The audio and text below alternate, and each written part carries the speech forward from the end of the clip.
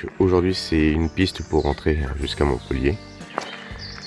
La voie est grave. On a encore pris une belle saucée cette nuit. Donc le terrain va être bien gras. Sauf que là on va être complètement chargé. Et donc on est parti de 50 motos et il en reste à peu près une trentaine comme vous pouvez voir. Donc le rock est quand même un événement destiné à des motards un peu avertis. Je suis pas dit professionnel mais avertis. En route pour rentrer sur Montpellier. La nuit n'a pas été si mauvaise que ça. En même temps on est tellement crevé que ça aide. Et là donc on va essayer de prendre une partie du tête. On verra les difficultés parce que comme il a encore bien plu, on essaye de ne pas prendre de grosses difficultés aujourd'hui. Le but étant de rentrer tranquillement et sans se blesser juste à la fin. Donc petit départ à la fraîche. Il est 8h45. Et c'est le moment de profiter de cet éclairage de malade là. C'est impressionnant, on a eu de la chance à chaque fois, il fait beau la journée et il pleut la nuit. Donc ça nous a pas non plus embêté tant que ça. Donc ce glamping se trouve à Villecontal, enfin juste au-dessus de Villecontal. Et regardez ce magnifique village.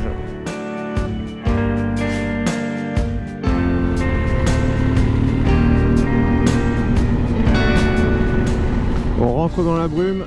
On quitte le soleil et on se retrouve dans cette ambiance assez particulière. On a l'impression de vivre une expérience encore plus différente.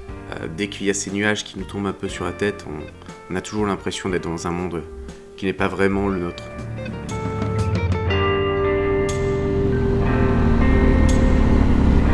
Et là, vous pouvez voir ce magnifique château, encore une fois. C'est une région à château, hein. Il y a énormément d'histoires. Pour les passionnés, ça encore une fois, c'est une occasion de pouvoir profiter. Regardez ça.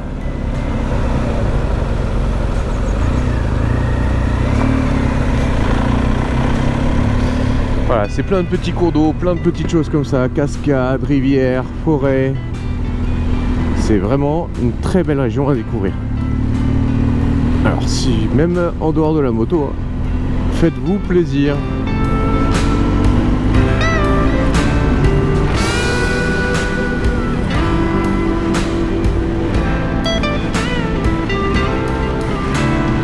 Et on commence avec une première petite piste. On va voir ce que ça donne. Ah, ça commence mal.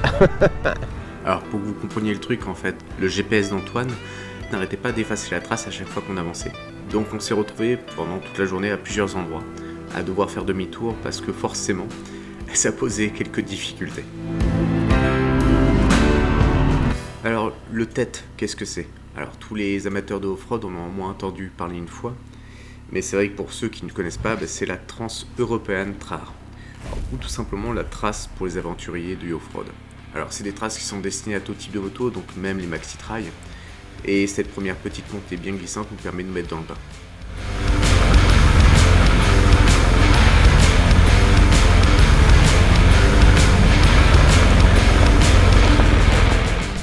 Sonia est en forme et elle va nous régaler toute la journée. Entre sa qualité de pilote et en plus sa mauvaise foi, autant vous dire qu'on a bien rigolé. Toujours dans des campagnes vertes magnifiques.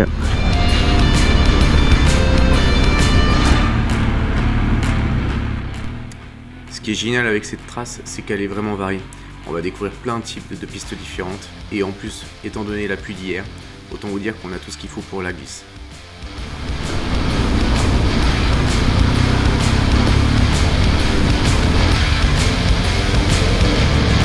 On choisit la facilité le dernier jour.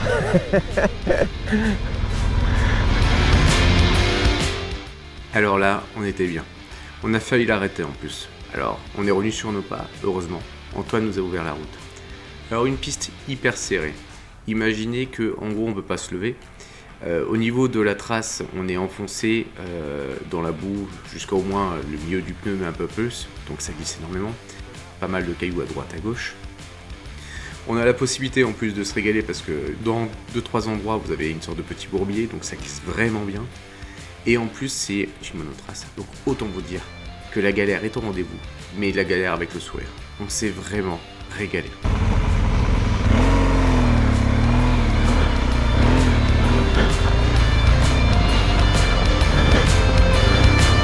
Ah, quand on dit gras, ça y est du gras.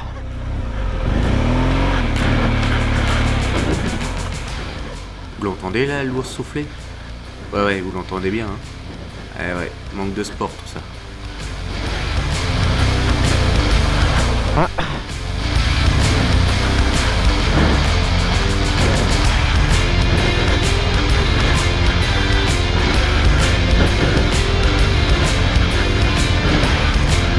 Alors là, je sens bien le poids de mon sac en plus, hein, par rapport à hier. J'ai enlevé ma veste, j'ai chauffé trop sinon. D'ailleurs, la moto chauffe aussi, c'est pour vous dire.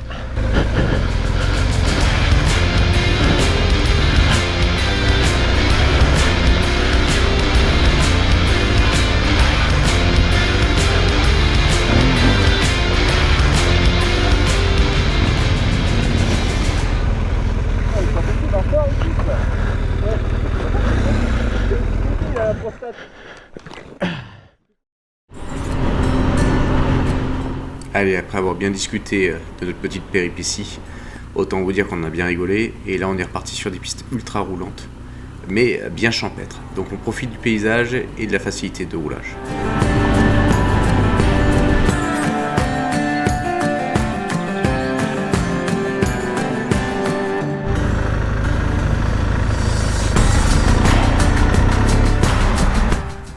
Alors le gras, hein, il va nous accompagner toute la matinée. Mais bon, Sonia m'avait donné des bons conseils par rapport à la pression, et malgré le chargement, j'étais agréablement surpris, ça passe tout seul.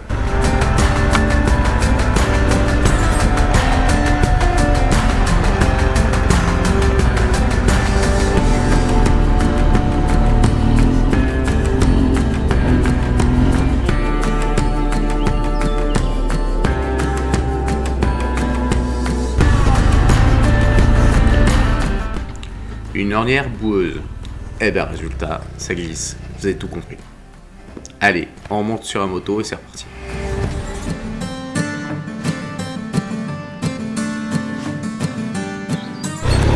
Ah putain! Ah.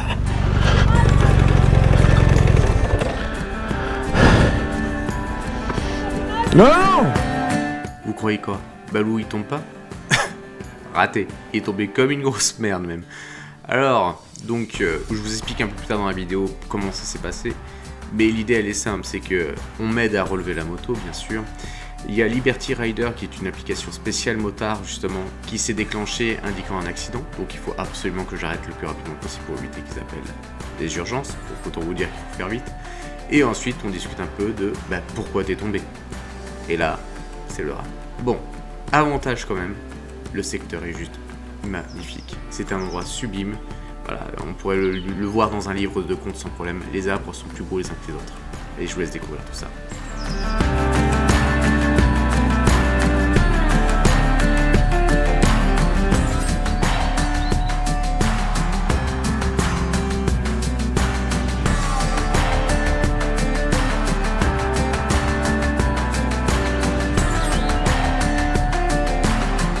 Allez, on s'en remet. Après un gros gadin, j'en ai profité pour faire un petit Maelstrom. Merci aux pièces Epco Becker encore une fois. La moto, elle a rien. Toutes les pièces du moins qui protègent n'ont rien. Hier j'ai cassé le frein arrière. Et là pour l'instant rien du tout. Donc tant mieux.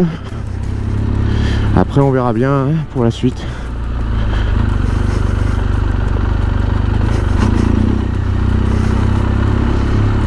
Regardez-moi ces arbres comme c'est beau, c'est majestueux.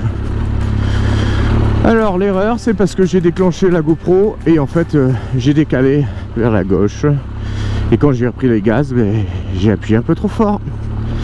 Voilà, erreur de débutant.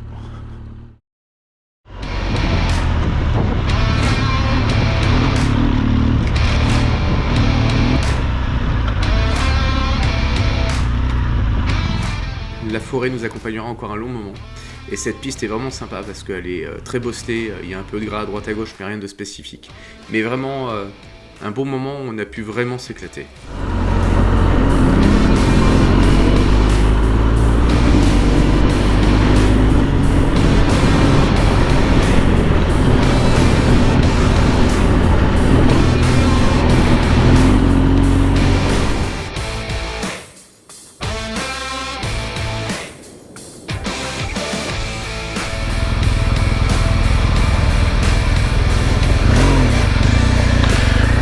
Allez, demi-tour, c'était pas le bon chemin, on est reparti. Là, il va falloir surtout que je me reconcentre un petit peu, parce que depuis ma chute, je suis un peu de la merde. Il faut comprendre une chose, quand on vit ce type d'aventure, il faut vraiment avoir un groupe soudé, des gens qui soient là à votre écoute, qui soient patients, parce que parfois on n'a pas les mêmes niveaux. Et c'était vraiment ça qu'on avait sur ce groupe. Donc c'est pas pour rien qu'on nous a surnommé le club des 5, c'est parce que vraiment, au fur et à mesure des jours et des pistes, on s'est vraiment adapté au rythme de chacun. Antoine, guide touristique, nous a emmené à un endroit où il y a des traces de dinosaures. Là, je vous fais de l'histoire sur des centaines de millions d'années, messieurs. Loukatas est toujours de mauvaise humeur. Ouais, Bonjour Loukatas. Il y en a marre. Il y en a marre. C'est moche. Et vous voyez l'édifice blanc en face Ouais, là, c'est quoi il là? a été construit à l'ère Jurassique par les vélociraptors. C'était ça? Ouais, il a 800 millions d'années. Ah d'accord. Voilà. Donc à retenir hein. C'était pour permettre le passage des T-Rex au-dessus de la vallée. Les gars, vous n'avez pas une photo là Et donc, les petites traces. on va pas le voir le pont. Non. Alors regardez, tout ça c'est des traces de dinosaures. Tac, tac, tac. Et la plus belle je trouve, elle est un peu plus haut. J'arrive. Laissez-moi terminer ma vidéo quand même. Ah là voilà. Regardez celle-ci. Tac.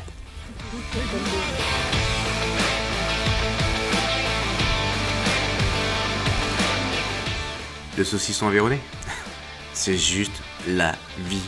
Allez, petite pause et c'est reparti. Alors, verdict. Luxury Trail Rock. Luxury Trail Rock. Alors, Là, on n'est plus au Luxury Trail, là, on est au Là, on est Bourgeois Trail. redescendu. Là. verdict. Aventure. Bon, pas bon, dégueulasse. On s'est régalé, c'était top avec la trace de Air Globe aussi, c'est une super aventure.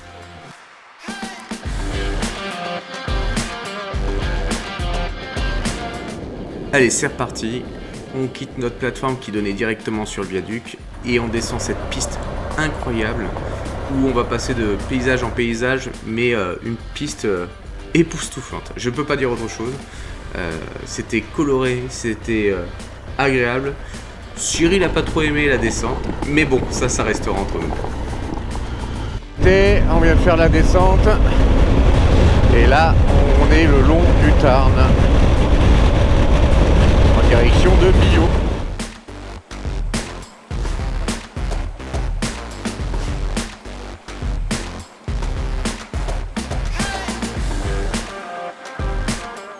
Allez, petite pause rafraîchissante. Alors, on a l'impression que on s'arrête toutes les 5 minutes, hein, mais c'est pas vraiment le cas. Je coupe simplement les passages pas intéressants. Là, on est au bord du Tarn, la fraîcheur est au rendez-vous, le petit bruit de la rivière au loin, une vue sur le viaduc. Bref, un bon moment, bien appréciable.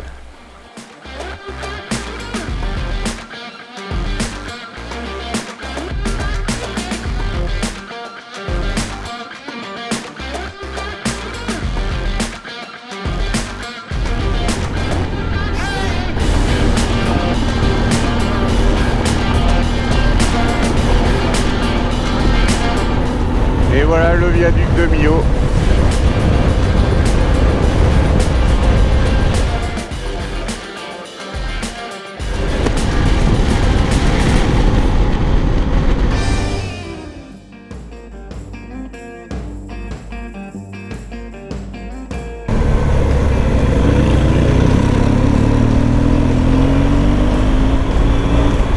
On va récupérer une piste qui domine complètement le viaduc. C'est un lieu de départ pour les parapentes. Donc difficile de voler sans risque, c'est pour ça que je suis parti sur le côté. Petite vue rapide sur le viaduc et on a repris la piste directement. Qui était assez incroyable, on n'avait plus du tout l'impression d'être en France.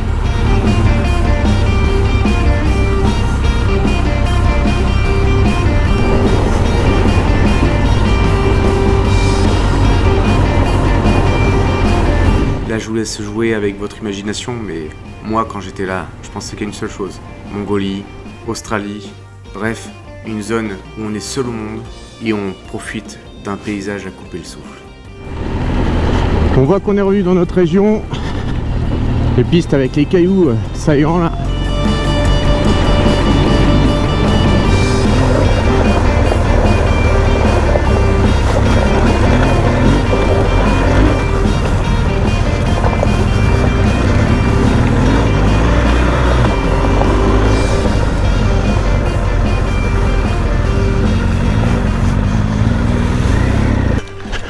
Arrête, arrête, j'arrive. Arrête 2 secondes, je t'ai dit. Celle-là, elle est trop celle-là. Ah ouais? Donc on passe à gauche alors. D'accord. Allez, 2 minutes d'engueulade pour monter à la moto en disant elle est droite, mais non je te dis qu'elle est pas droite, mais si elle est droite. Ensuite c'est je vais pas remonter dessus, je vais la pourrir, et moi tu vas pas me pourrir au passage. Bref, 2 minutes de fou rire où on a réussi à la sortir quand même.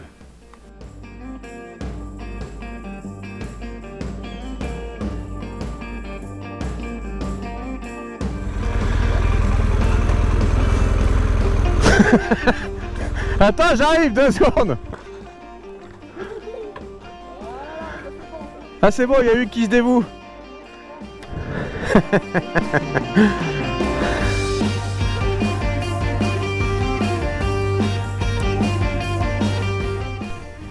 Une chute, ça va jamais tout seul, vous savez bien. Donc, on a un moyen d'éviter l'eau, mais il y en a d'autres qui veulent toujours aller dedans. Et Cyril en fera les frais. Alors Hugues s'est dévoué pour aller les chercher. Bon, c'était pas très profond, il lui a juste permis de repartir tranquillement. Et on est reparti pour une nouvelle aventure.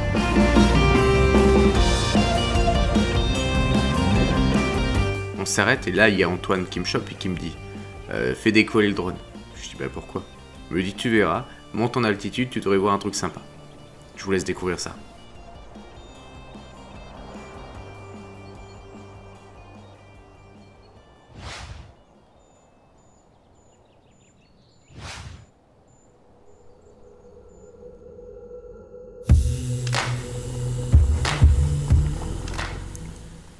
Le constat est simple, il n'y a pas de grosses difficultés sur le tête, ou du moins sur cette partie-là. Par contre, en effet, il y a certains passages un peu plus techniques. Là, rien de compliqué, juste, il faut être attentif et faire attention où on met son pneu.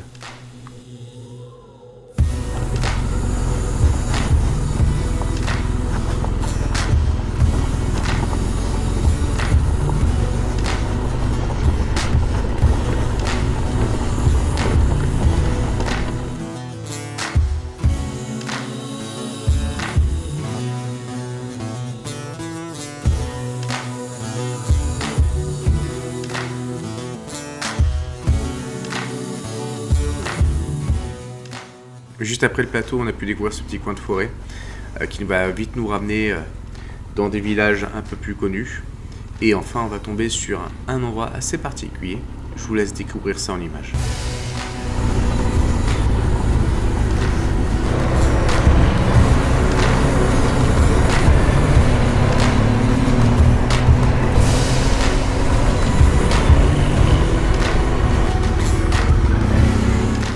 Nous voilà dans un sanctuaire.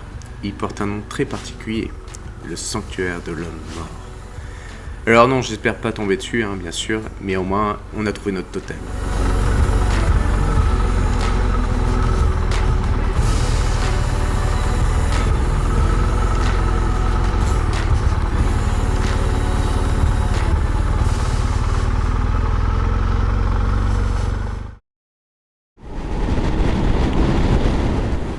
Et voilà, c'est la fin du voyage, la fin d'un road trip. Alors ça fait toujours un peu bizarre quand on dit ça, mais on s'est séparés parce que Sonia, Cyril et Hugues devaient rentrer plus rapidement. Donc Antoine et moi, on a continué par la route du Mont-Baudy et on a fait comme ça Agnan, Montarnot pour rentrer jusqu'à Montpellier. Alors, bilan, une aventure extraordinaire, que ce soit humaine ou bien sûr que ce soit en termes de paysage, de panorama et de plaisir du off-road, réellement. 1348 km exactement de parcouru, C'est l'équivalent de 4 pleins d'essence avec une moyenne de 1,49 € pour un samplon 95, le litre. Donc environ 180 € d'essence sur le week-end. C'est l'équivalent d'un logement pour 2 nuits à 40 €, sachant que le premier soir on était logé chez Sylvie, donc forcément économie de ce côté-là.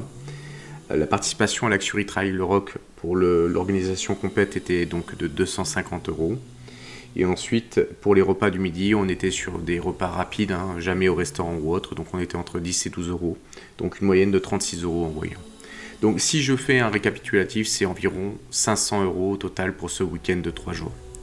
Alors 500 € pour en prendre plein la figure, une véritable possibilité de s'évader pendant quelques jours. Alors merci encore à toute mon équipe pour leur patience, leur sourire, leur bonne humeur. Et merci encore à Axury Trail, à Air Globe pour l'organisation de ces 3 jours qui pour nous ont été vraiment formidables.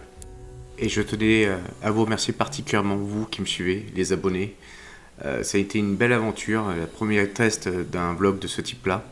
J'ai vu que vous y aviez pris beaucoup de plaisir, donc j'ai hâte de pouvoir vous présenter de nouveaux formats de vlog en off-road. Bon, la prochaine fois, vous allez découvrir encore un nouvel invité, mais là, ça sera une simple interview. Et j'espère pouvoir vous retrouver rapidement sur une autre route. Alors, à très vite.